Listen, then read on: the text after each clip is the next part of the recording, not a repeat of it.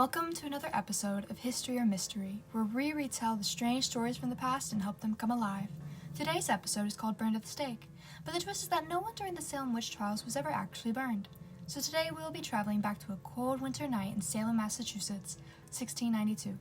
The exact moment when fear and uncertainty changed the lives of innocent humans. We have a special guest with us today, someone who saw it all and can recount the story like no other, a black cat. Hello, I'm Whiskers. Meow. I lived in the Paris household and am the only survivor left to share the tale of the witch trials in Salem in the 1600s. Tonight, I'll tell you what I saw the night that initiated the trials when two girls first cried witch.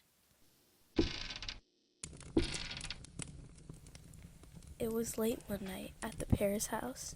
Inside, a young girl, Abigail Williams, played near the fire while Betty Paris lay beside her. Betty began twitching uncontrollably, alerting Abigail. Good heavens, Betty, are you all right?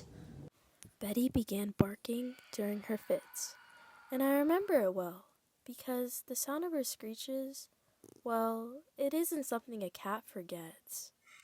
Betty, are you clawing at the air? Stop that this instant. Betty stood up suddenly. She opened her eyes wide and tilted her head, as if she could see things that no one else could.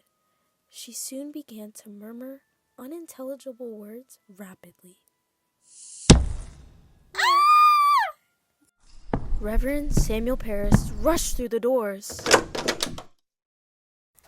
Girls, what's going on here?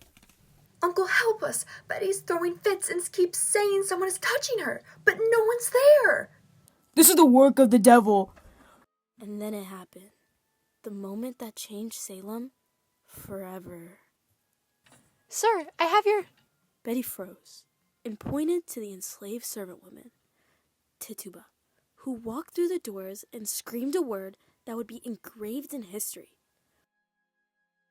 Witch. Betty, are you all right? What's wrong?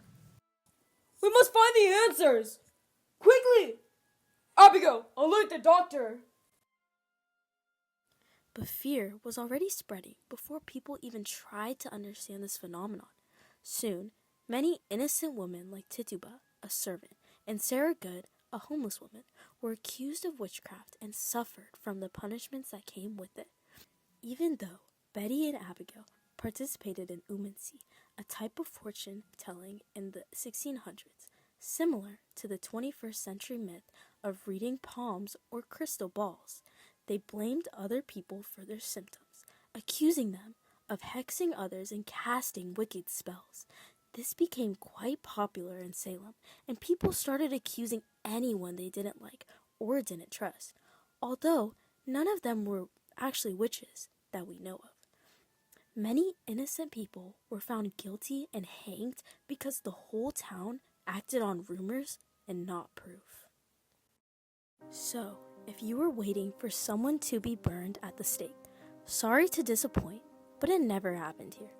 Salem gets a bad rap, and although it was full of fear, confusion, and bad decisions, they never actually burned people. That's just a spooky story to share on Halloween.